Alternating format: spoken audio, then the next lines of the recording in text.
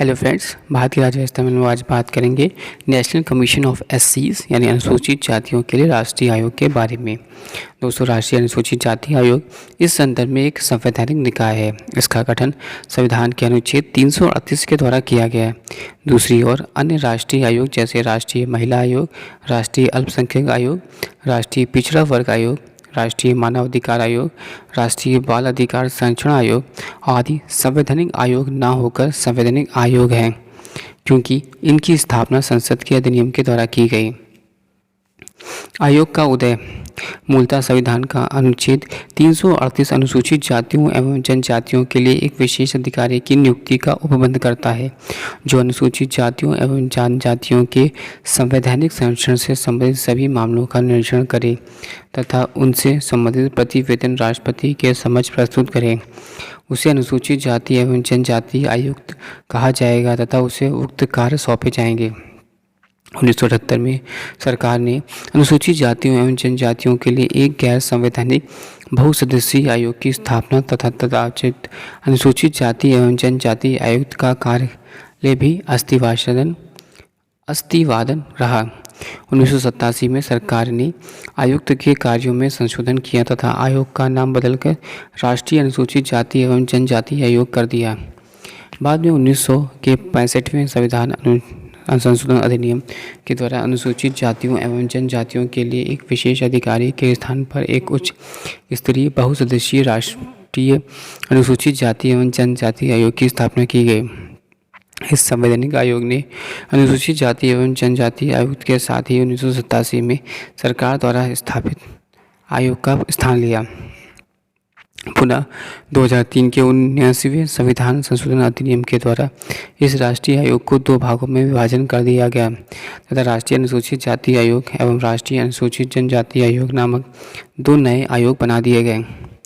वर्ष 2004 में पृथक राष्ट्रीय अनुसूचित जाति आयोग अस्तित्व में आया। आयोग में एक अध्यक्ष, एक उपाध्यक्ष एवं 3 अन्य सदस्य हैं। वे राष्ट्रपति द्वारा उसके आदेश एवं मुहर लगे आदेश द्वारा नियुक्त किए जाते हैं।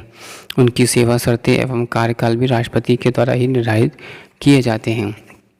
अब बात करते हैं आयोग के कार्य। आयोग के कार्य निम्नानुसार हैं। पहला, अनुसूचित जातियों के संवैधानिक संरक्षण से संबंधित सभी मामलों का निरीक्षण एवं अधीक्षण करना तथा उनके क्रियान्वयन की समीक्षा करना। दूसरा, अनुसूचित जातियों के हितों का उल्लंघन करने वाले किसी मामले की जांच पड़ताल एवं सुनवाई करना। तीसरा, अनुसूचित जातियों के समाजार्थिक विकास से संबंधित योजनाओं के निर्माण के समय सहभागिता निभाना एवं उचित परामर्श देना तथा संघ शासित प्रदेशों एवं अन्य राज्यों में उनके विकास से संबंधित कार्यों का निरीक्षण एवं मूल्यांकन करना। चौथा, इनके संरक्षण से संबंधित उठाए गए कदमों एवं किए जा रहे कार्यों के बारे में राष्ट्रपति को प्रतिवर्ष या जब भी आवश्यक हो प्रतिवेदन प्रस्तुत करना।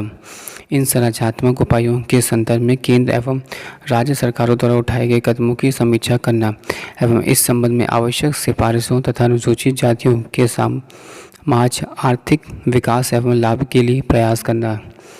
यदि राष्ट्रपति आदेश दे तो अनुसूचित जातियों के समाज आर्थिक विकास हितों के संरक्षण एवं संवैधानिक संरक्षण से संबंधित सौंपे गए किसी अन्य कार्य को संपन्न करना। आयोग का प्रतिवेदन। आयोग अपनी वार्षिक रिपोर्ट राष्ट्रपति को प्रस्तुत करता है और वह जब भी उचित समझे अपनी रिपोर्ट दे सकता है। राष्ट्रपति इस रिपोर्ट से संबंधित राज्यों के राज्यपालों को भेजता है, जो उसे राज्य के विधानमंडल के समझ रखवाएगा और उनके साथ राज्य के संबंधित सिफारिशों पर की गई या किए जाने वाले प्रस्तावित कार्रवाई तथा यदि कोई ऐसी सिफारिश अस्वीकृत की गई हो तो अस्वीकृत कारणों से स्पष्ट करने वाला ज्ञापन भी होगा। राष्ट्रपति किसी राज्य सरकार से संबंधित किसी आयोग की रिपोर्ट को भी राज्य के राज्यपाल के पास भेजते हैं। राज्यपाल इसे आयोग की सिफारिशों पर की गई कार्यवाही का उल्लेख करते हुए ज्ञापन के लिए साथ राज्य विधानमंडल के समझ रखते हैं। इस ज्ञापन में ऐसे किन्हीं सिफारिशों को स्वीकार नहीं किए जाने के कारण भी शामिल होने चाहिए। आयोग की शक्तियाँ। आयोग को अपने कार्यों से संपन्न करने के लिए शक्तियाँ प्रदान की गई है। जब आयोग किसी कार्य को जांच पड़ताल कर रहा है या किसी शिकायत की जांच कर रहा है तो उसे दीवानी न्यायालय की शक्तियाँ प्राप्त होंगी, जहां याचिका दायर की जा सकती है तथा कर निम्नलिखित मामलों में पहला का भारत के किसी भी भाग में ऐसे किसी व्यक्ति का समन करना और हाजिर कराना तथा शपथ पर उसकी परीक्षा करना। दूसरा, किसी दस्तावेज को प्रकट और पेश करने की अपेक्षा करना। तीसरा, शपथ पत्रों पर साक्ष्य ग्रहण करना। चौथा, किसी न्यायालय या कार्यालय के किसी लोक अभिलेख की आपत्ति की अपेक्षा करना। साक्ष्यों और दस्तावेजों की परीक्षा के लिए समन निकालना। कोई अन्य विषय जो राष्ट्रपति नियम पर आवधित करे। संघ और प्रत्येक राज्य सरकार अनुसूचित जातियों को प्रभावित करने वाले सभी महत्वपूर्ण नीतिगत विषयों पर आयोग से परामर्श करेगी।